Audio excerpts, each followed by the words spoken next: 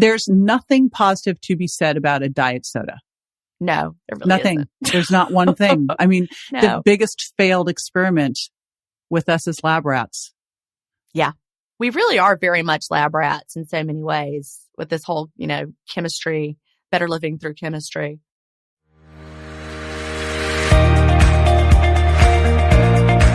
Hey, it's JJ and welcome to Ask the Health Expert. But this isn't just any old Ask the Health Expert session. This is your bonus session. Yes, it's the weekend, and because it's the weekend, we are going to take some time with an amazing expert. So be on the lookout for these Saturday Ask the Health Expert bonus sessions where we're going to go deep into an amazing subject with an incredible expert to give you actionable items that you can put into your life. Hey, it's JJ, and today we are going to be talking about fast, feast, repeat. Yep, we'll talk intermittent fasting with Jen Stevens herself.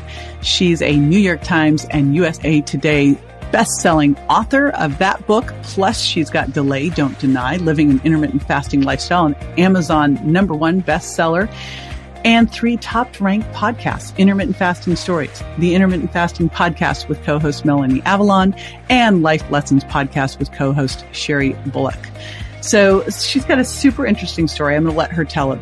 But basically, Jen is an integrative nutrition health coach from the Institute of Integrative Nutrition.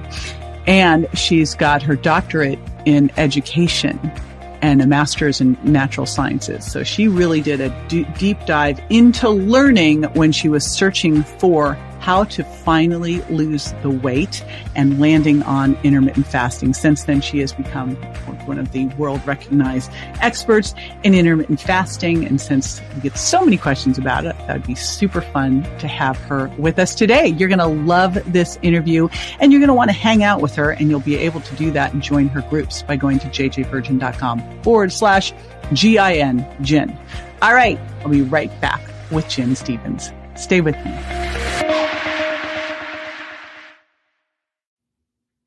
Hey, it's JJ here, and I just got a makeover. Well, actually, my products did, but I want to have you celebrate with me, so I'm doing a makeover contest where you can win over $3,000 of products, programs, and time with me. To enter, go to jjvirgin.com/contest. All right. Okay, so we are talking fasting, intermittent fasting, feasting. And what I'd love to start with, like, who says, oh, my favorite is fasting? No, don't give me that feasting. Well, you know what? There's a lot of good fast in the fasting too. We could talk about that. But yeah, the feasting, we love that. If you had to ask me, prefer fast or feast, I think I'd say feast. So, but let's talk, Jen, about how you got into this. Because were you a school teacher? What were you doing? Now all of a sudden okay. So school teacher to like massive New York Times bestselling author, fasting expert. What the heck happened? It's a crazy story. I struggled with dieting and being overweight, like so many of your listeners, I'm certain, have struggled with. And, I'm a smart person. I have a doctorate in gifted education. Why could I not figure out what to do about my weight? A funny story. One of the books I read along the way was The Virgin Diet. Oh, really? Yes. In fact, my sister's best friend is a huge fan, and she follows it to this day. She loves the Virgin Diet. So I thought I would tell you that. Yeah. But, I was always trying to figure out what I could eat, what foods worked best for me. And yet I was getting bigger and bigger until, in 2014, I weighed 210 pounds. I was obese. And eating healthy and trying to do everything right. So no. Well, no. All right. No. I'm working on a new book right now, and I just wrote a section today where I talk about, my past with dieting. I was raised on ultra processed foods, JJ. And you're Southern, so you got the Southern food thing. I am. And, I ate a lot of things like SpaghettiOs, ravioli, Chef Boyardee. Remember when you could buy those chicken pot pies that were in the aluminum pans and the frozen dinners I remember in the aluminum pans? Maybe y'all didn't eat those, but my nickname growing up was Poppy because of the amount of Pop-Tarts I ate. Okay. So Right? Okay, I love Breakfast was Pop-Tarts. Pop-Tarts, frosted ones, or Cocoa Puffs. And then we loved those TV dinners. Oh my gosh. TV dinners. TV dinners, right? that's what they were called, TV dinners. And they would take 45 minutes in the oven. Well, there were no microwaves. No, there were no microwaves, and they were in aluminum pans. But my favorite was Beans and Franks by Morton's. I still remember this. Beans and Franks, and it had cornbread, and it had this apple something or other. That was it. And yeah, it was so good. There was my fruit. So, and I ate Flintstones vitamins. Oh boy. You know. Okay. I was so healthy, right? But no, I was raised on ultra processed foods. And so I grew up as an adult with the palate of like a kid. You know, I just, you know, I found out I was a super taster, which is true, you know. So I used that as an excuse. Well, actually, super tasters tend to be thinner than regular tasters because they're pickier. Yeah, well, I was just able to eat all sorts of, yes, I was picky in the wrong direction, but you know, I had to do something, and I tried everything. I mean, when your book came out, I like desperately gravitated towards it, but I couldn't eat all those foods because I was eating all the junk foods. That's what I wanted to eat. So really, I wanted a way to keep eating my ultra processed diet of junk and lose the weight. And intermittent fasting did that for me. So I was able to lose the weight eating the same foods I had been eating. Now, to this day, I eat completely differently. I am like, okay, I was just going to say, oh my gosh, wait a minute, hold, no, interview sorry. over. I am, and I'm writing a chapter right now in my book, my whole evolution of how I've evolved to who I am today over the years. Yeah, it's like, is this the Twinkie fasting diet? Because we didn't sign up for this. Okay, all right. Not at all. And, but my taste changed naturally. You know, I really think embracing black coffee as part of a clean fast, really made a difference there because suddenly my taste buds could tolerate black coffee. And then all of a sudden vegetables weren't so bad either. And when I went on with intermittent fasting to lose, first I lost 75 pounds eating, you know, the standard junky diet. Although there was a period of time right towards the end when I wanted to lose more quickly, when I cut out ultra processed foods, and I was losing like 2 pounds a week with intermittent fasting and no ultra processed foods. And this was at the end of my weight loss. So I hit my goal in 2015, lost those 75 pounds, went on to lose about 5 pounds more. And I've been maintaining ever since 2015. Which is everything. It really is. I've even been through menopause since then. I'm 51. So that's even like you maintain through menopause. You should get a trophy. My waist is smaller today than it was a year ago. Of course, I had a little pandemic puff going on, but is that what it's called? The pandemic puff? I didn't know. I don't know. I just made that up, but my waist is smaller today than it was a year ago. And I'm officially on the other side of menopause. But yes, intermittent fasting changed everything. It changed what I wanted to eat over time.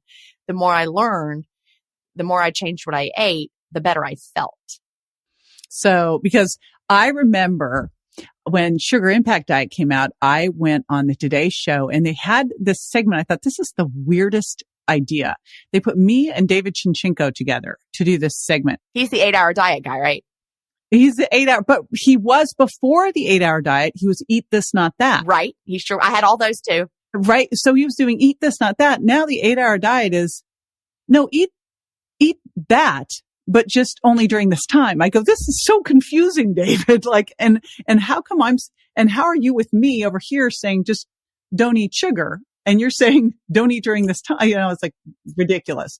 So I think part of, fasting, intermittent fasting's first allure to people was like, you know, when it first came out, it was that 8-hour window. People were saying, as long as you eat it within that 8-hour window, it's all good. I'm like, come on.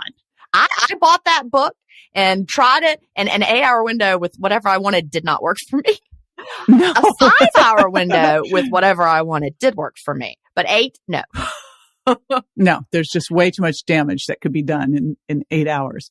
All right. So how did you move away from the ultra processed intermittent fasting diet to a healthy intermittent fasting diet? How did you make that shift?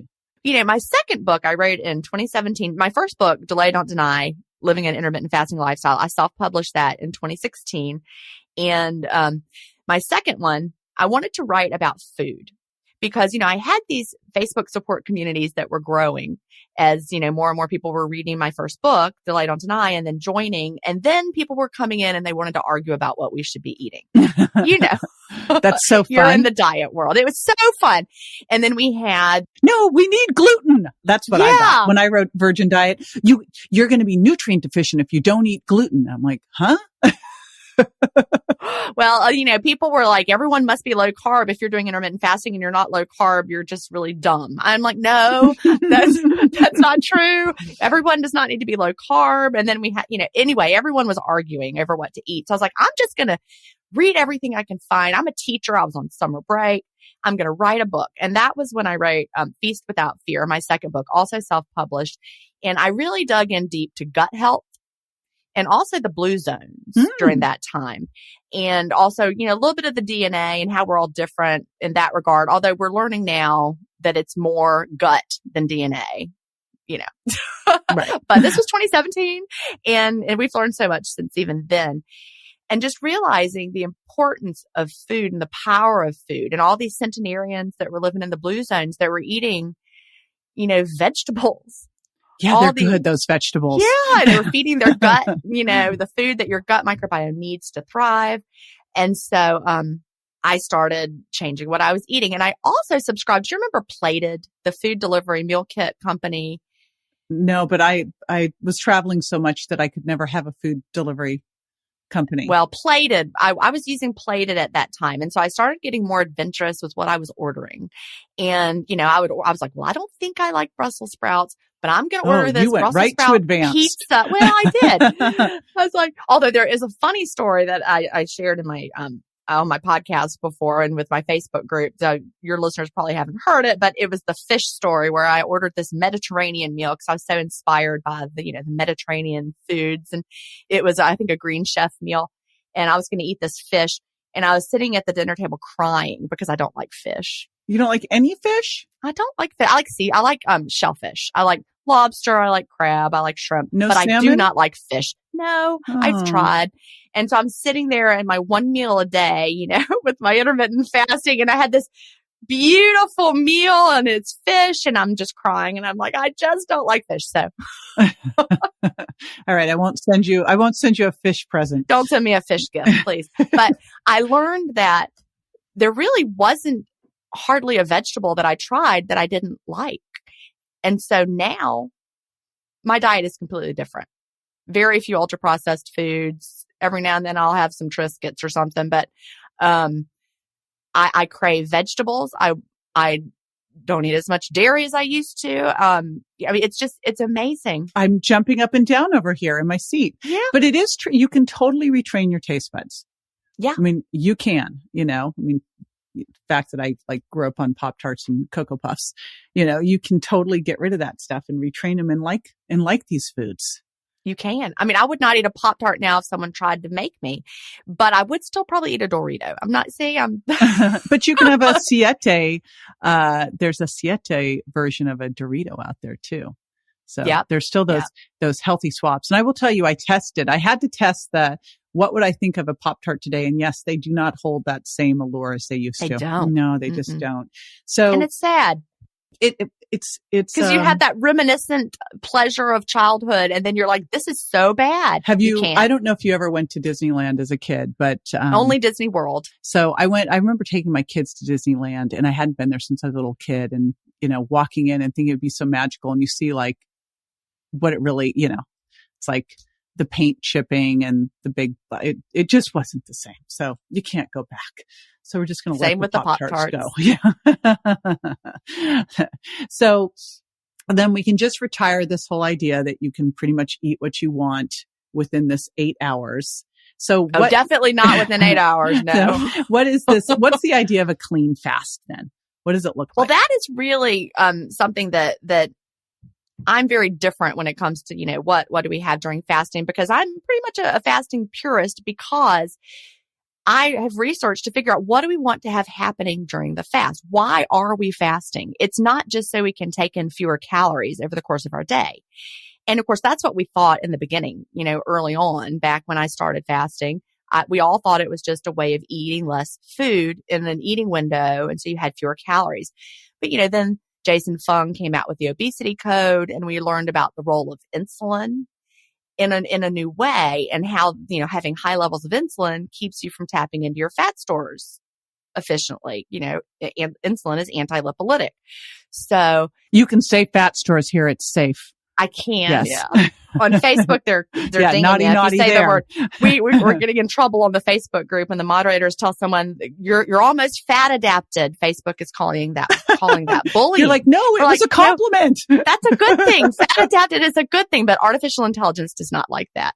Anyway, if you want to tap into your fat stores effectively, you do not want to have high levels of insulin all the time.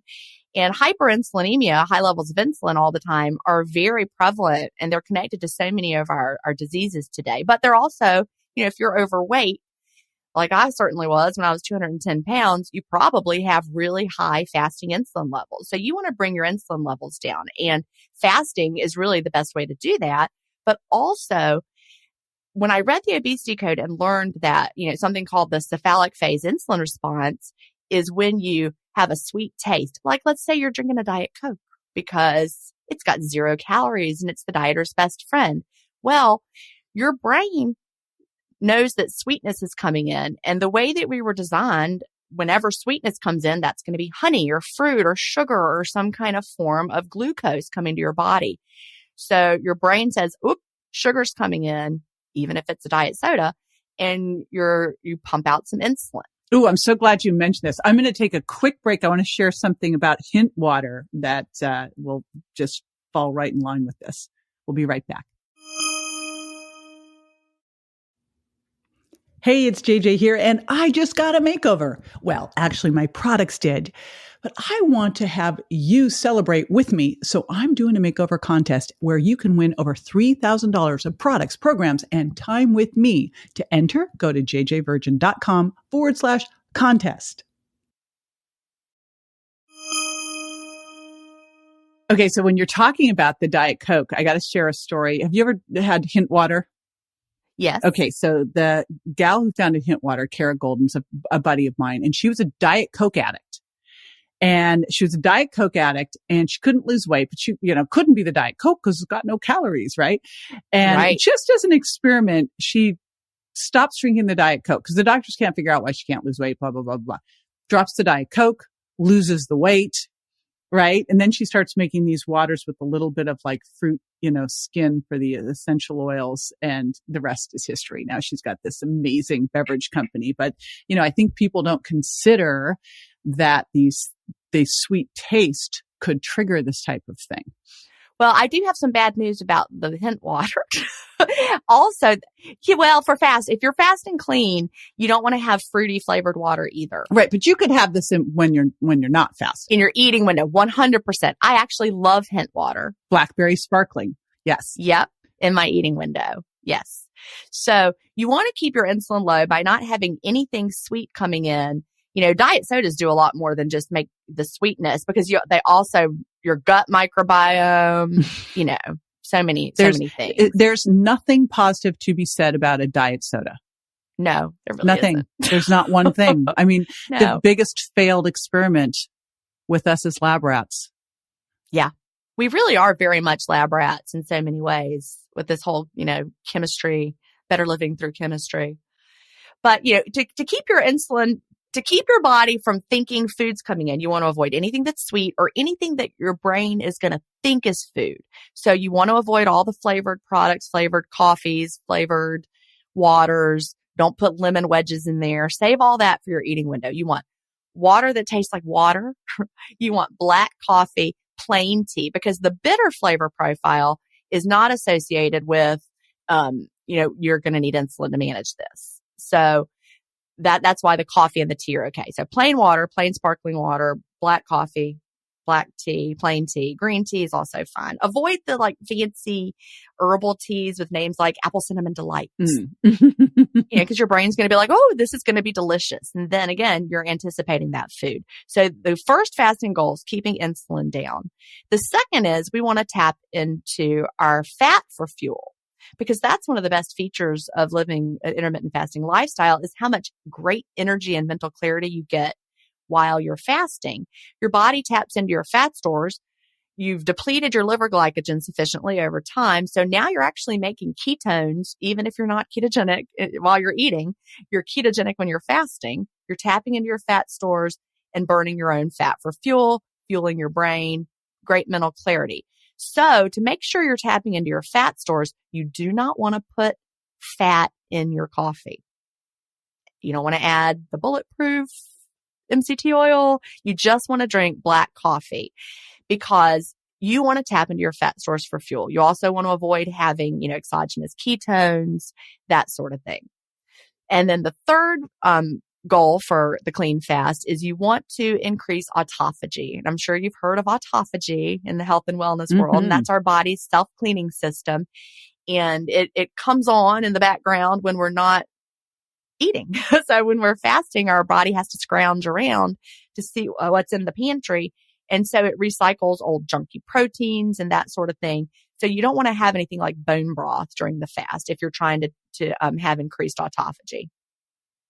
And in order to trigger autophagy, like how long do you have to go? At what point do you trigger autophagy? See, autophagy is not so much like an on-off switch as it is more of like a dimmer switch. And there are many things that we can do that actually lead to increased autophagy. For example, exercise. Every person experiences some autophagy. You just may not be having enough of it if you're living the standard American diet, eating all the time, constantly fed, sedentary. You're going to have really low levels of autophagy going on. Your body isn't able to do much cleaning. But with intermittent fasting, you're able to ramp it up. Even drinking coffee is linked to increased autophagy. Exercise, like I said. Anything you can say that's good about coffee, I'm just like, just keep it going. Okay, good. It is like I'm glad. Coffee's like my favorite food group. I love coffee. It's very important to an intermittent faster. That good black coffee, organic, lots of polyphenols. But if you started off on day one and you'd never done any fasting and you were not fat adapted, you're not going to have increased autophagy. But I read a lot of the work of Dr. Mark Mattson. Do you know who he is? Mm-mm. He worked for Johns Hopkins. Do you remember that article that came out December of what year is it? I've lost track of time. December of 2019. It came out in the New England Journal of Medicine. Mark Mattson wrote it. It was about intermittent fasting and all the health benefits associated with it. It was big news in the community. Suddenly people were, it was on the Today Show. It was on everything right after Christmas of 2019. And suddenly people were talking about the health benefits. So I've read Mark Mattson's work for years. He's, does neurological type stuff for Johns Hopkins. And he's actually an intermittent faster himself, but he has written a lot about how, ketosis and flipping that metabolic switch, they're all linked. So when you're doing those things that flip that metabolic switch that you get into, being fat adapted and in the state of ketosis, that's the same state where your body is going to be ramping up autophagy. So autophagy and ketosis are not the same thing, but they happen in the same state of the body. They both kind of ramp up at the same time. So if you're, fasting enough so that you're getting into ketosis here and there, you can be sure that you're also having some ramped up autophagy. I mean, just like anything, you don't want too much autophagy.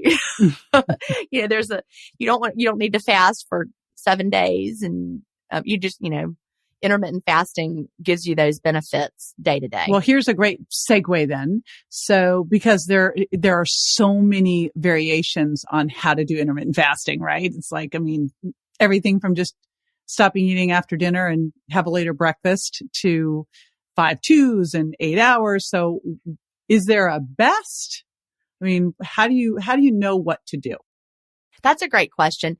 And in my book that just came out in 2020, Fast, Feast, Repeat, I have sections on all those different types. We've got the eating window approach, also known as time restricted eating. And that's what, the 8-hour diet was all about, an 8-hour eating window, which of course wasn't really enough for weight loss for most people because you're not really spending much time in that fat burning state with 8 hours. Well, especially if you could eat whatever you wanted during I know that's true. But fat burning starts to ramp up for most people, around hour 18 of the fast. It really, there's a graph that it just really ramps up and starts to increase during that time. It's not just a straight up linear graph. It's like a J, it goes up faster after 18 hours. So, depending on what your goals are, you can design a fasting lifestyle that will help you meet them. My husband never needed to lose any weight. He does a loose 16-8 for the health benefits. He's a PhD chemistry professor and he's sold on those health benefits. And he feels so much better not eating breakfast. He just gets up, drinks a little coffee, doesn't eat breakfast, goes to work, comes home for lunch. He has dinner. That's it. On the other hand, if you're someone who has been obese or overweight for a long time restricted eating might not quite be enough for you. You may need an alternate daily fasting approach, maybe something like 36-12, where you're fasting for 36 hours. And then you have a 12-hour, we call that an up day in the fasting world. And, that's, your refeed day where you're eating well, feeding your body so that it doesn't feel like you're overly restricting. And, you could follow a program like that indefinitely. There's a lot of research on alternate daily fasting and the safety, and how it's good for our bodies metabolically. It doesn't tend to slow our metabolic rates. But there's an in-between area, where you can have some days where you have eating windows, and then maybe every Monday you have a 36-hour fast, and then Tuesday is an up day, and then the other days you have 5-hour windows. And you just really can design a program that fits your lifestyle and what your needs are. I love that so much. This has been my thought process in all this is, I started out in this world as an exercise physiologist. And one of the things that you are taught in school is that you need to cross train.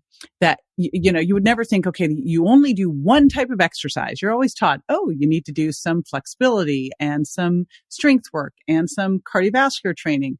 And yet in dieting, it's like, well, you should eat. I've even read this. You should eat the same time every day. You should have your 3 meals. And I'm like, shouldn't you cross train your diet too? Yeah. I mean, shouldn't you make your body go, it should be able to go, we skipped a meal. All right. It's just, we should be able to do that and have caloric variability, just like we had exercise variability. It's true. Our bodies, they love to adapt to anything that's the same day in and day out. And that from the exercise world. And the same is true with eating. If you eat the exact same amount of food every day, even with intermittent fasting, your body can adapt to that. I'm just one of those people. Fortunately, I tend to, be great at listening to my body, especially now. And some days I'll be like, I need to have lunch and dinner today. I'll open my window at 11 o'clock and have something to eat, and I'll have a 2-meal day or whatever. And then the next day I'm busy and maybe I don't have time to eat till 5. And it all just, I just really listen to my body and eat more when I need to. So do you tend to go between 1 and 2 meals a day? Yes. I call myself a 1 meal a day person because I really only eat one actual meal most days. But, a funny thing happened. We had the first 1 meal a day group on Facebook. It's now archived, but we started that group in 2015 when I was still very much in early days of intermittent fasting for me. And it was we were the first people really talking about eating 1 meal a day, but it was within a flexible approach. It wasn't like one plate, 1 hour, 23 hours of fasting, 1 hour. No, it was always, think of it like a multi-course meal. So I would always have my 1 meal a day in kind of a 5-hour window where I would start with like maybe an appetizer course, my snack. And then later I would have my main meal, but it definitely wasn't 2 meals. And, it wasn't at lunchtime. It was all kind of grouped around that dinner hour. So that's my loose 1 meal a day. That now though, people are like, you're not doing 1 meal a day unless it's 23-1. Although I saw a really funny graphic somebody shared that, those crazy Facebook ads that they're trying to sell you plans and things. Uh-huh. So there was one like, look at your foot shape to determine your best intermittent fasting plan. It was the funniest thing I've ever seen. And there was one foot shape where you had to do 24-0. I'm like, what is that? Do you fast until you die? You're doing 24-0. That doesn't even make is it sense. that there is no one with that foot type? So that's how they're getting away with it. I don't know. But that brings up, all right, since we know that men are not hairy women, men and women are different. what are the different considerations for women in fasting? I think that there's a lot of confusion there, even among people that I really respect and listen to in the intermittent fasting world about women.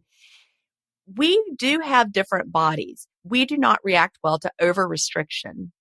But intermittent fasting is not equivalent to over restriction. And I think that's where people get confused. They assume that a woman who's doing intermittent fasting is also being overly restrictive within that paradigm. And that's not true.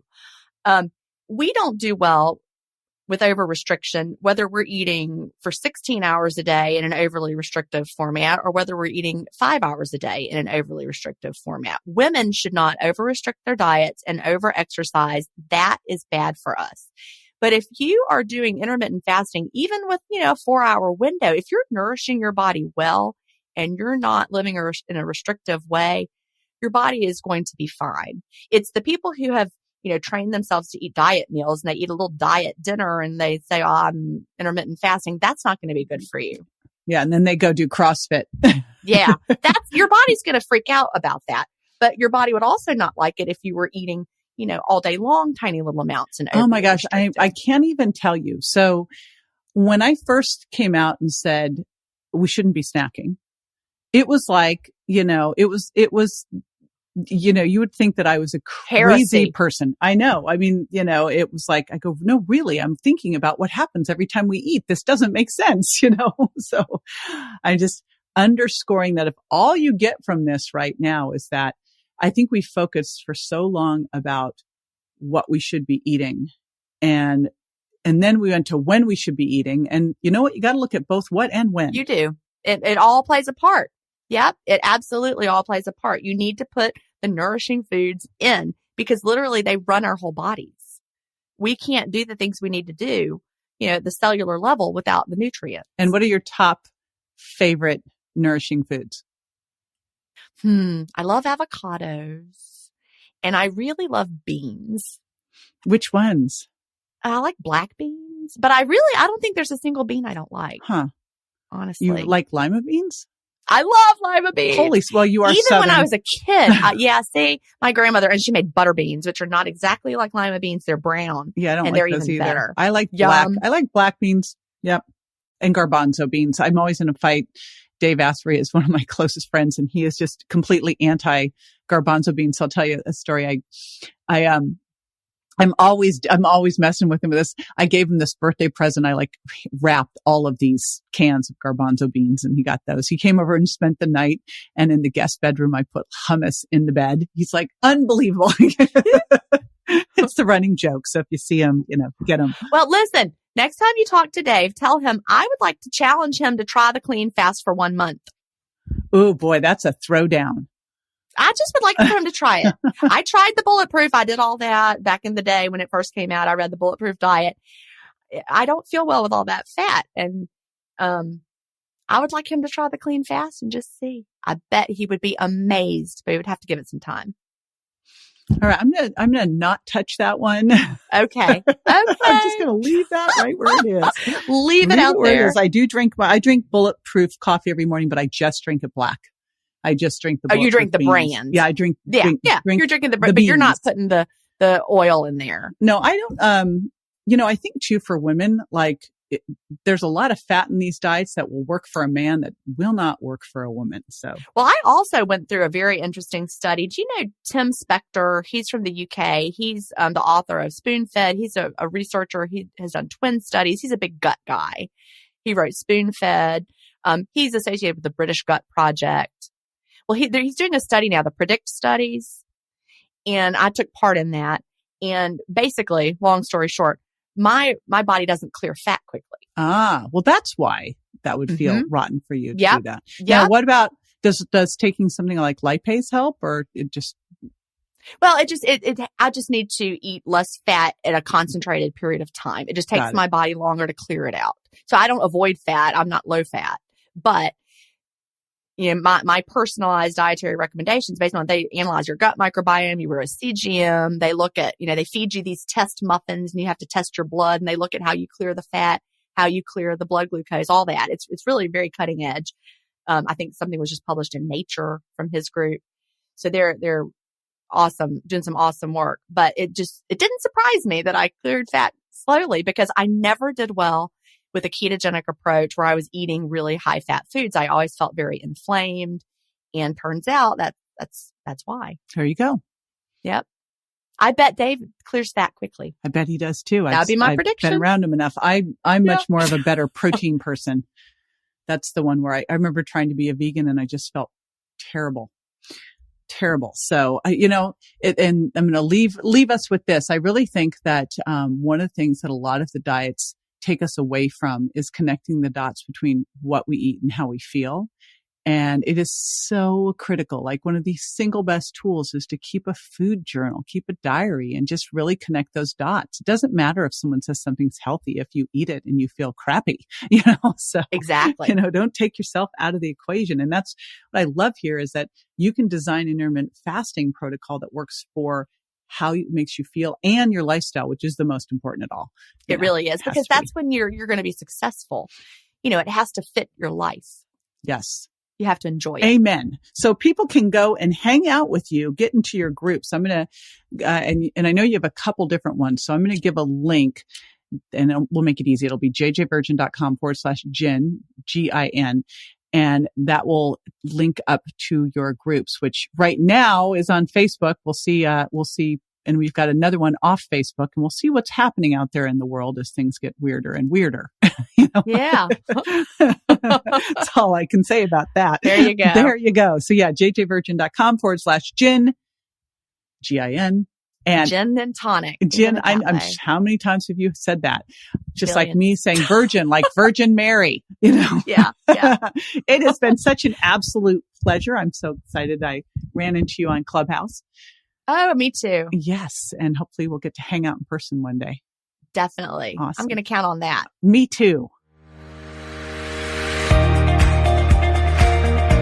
All right. I had so much fun during that interview. I'm trying to figure out how to get Jen to come to my house as soon as possible and hang out. I can tell this is going to be a longtime girlfriend. And if you'd love to hang out with her, reminder, you can join her groups. And you can do that by going to jjvirgin.com/Gin, Gin. And if you love this podcast as much as I did, you don't want to miss the other ones. So go to subscribe to jj.com so you never miss a show. See you next time.